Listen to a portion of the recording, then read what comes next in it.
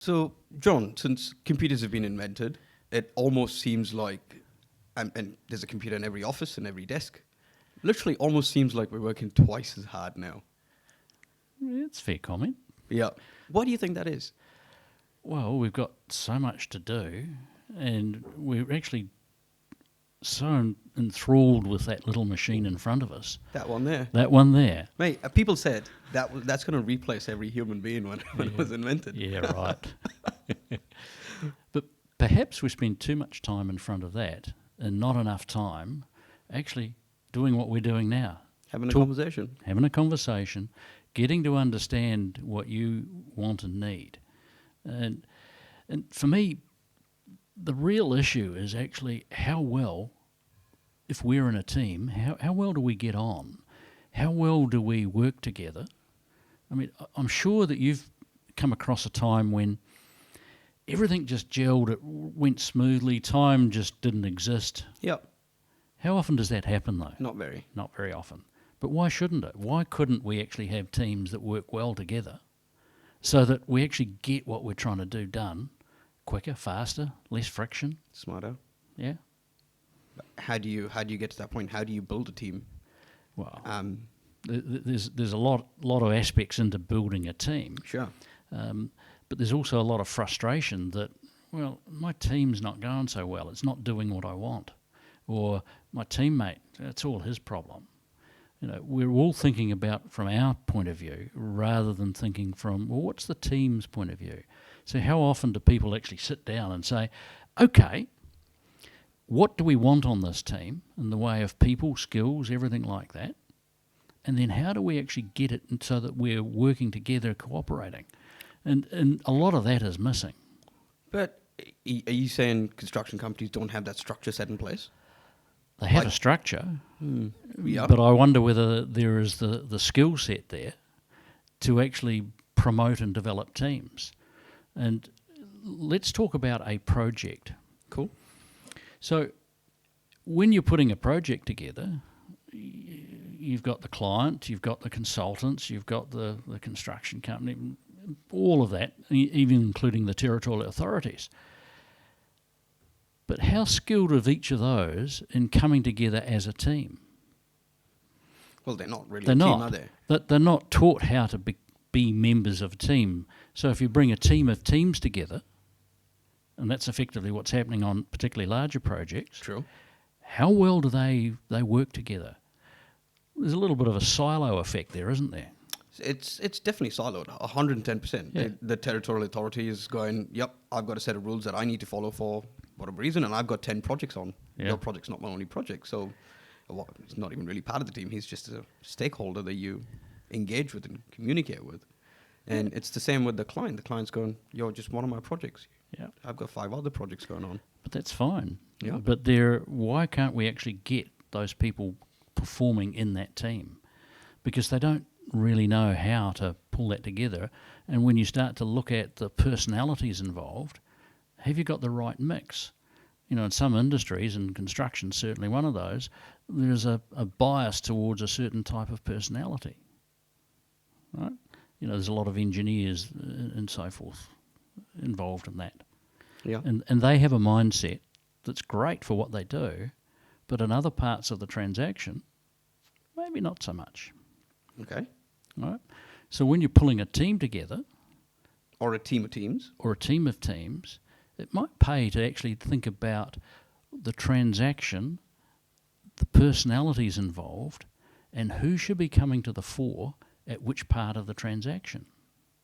Now, I'm starting to get a little bit sort of detailed here. Yeah, that's all right. But, That's but all right. That's the whole point of this. they are all part of the things that are necessary to make teams go well. And projects succeed. Finish Projects on time. succeed, yeah. Under budget. Under budget, or even on budget. That'd be great. That would be fine. Yeah. Assuming that the accurate thinking had been done. But that's not how we function today, though, is it? No.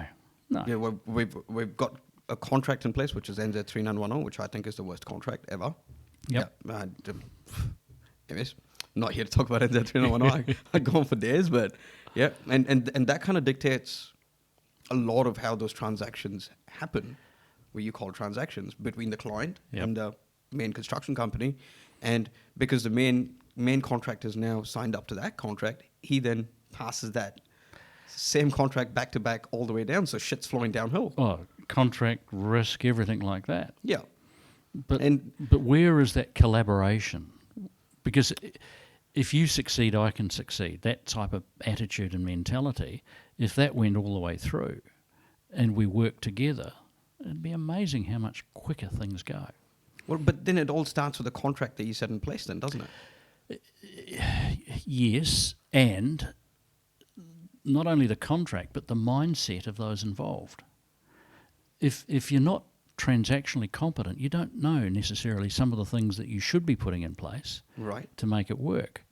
So all of this actually then starts to point to the environment that we operate in. NZ3910 is only one aspect of that environment, Yeah. right? It's And plus it's the tool you use. it's the tools, it's the objects that you're using, Material it's movement. all the standards, Yeah. and actually the narratives in those environments that actually come out and can either hinder or actually help. And so you can actually design that environment. Now, I'm talking a little bit theoretical here, but you can do in practice. But the industry's always been dog eat dog.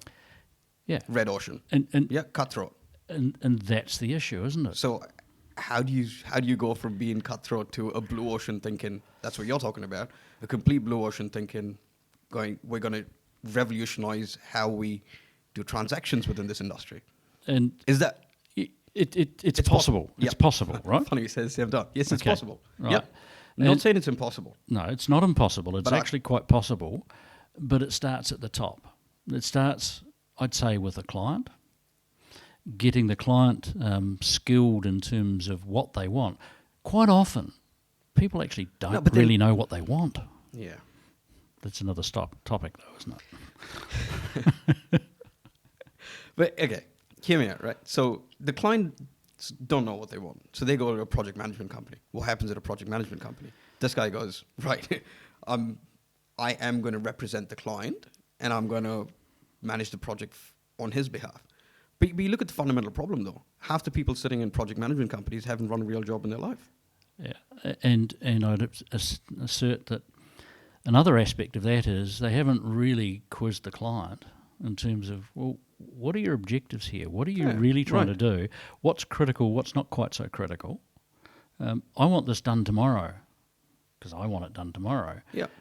It doesn't actually have to be done until a week away. If you knew that you had an extra week, you'd actually be able to plan a bit better to deliver on time when it was actually needed, rather than I just want it this arbitrary time. So it makes sense to actually start at the top and then take key people in each aspect through the whole process and train them in some transactional competence. But wouldn't it start even before that with setting up good structure, good contracts in place that promote collaboration, that promote risk sharing, that promote profit sharing along with risk sharing?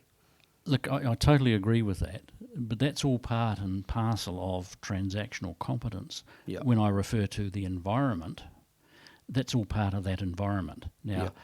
changing some of the contract terms may be a big task, Yeah. but it's not impossible. Yeah.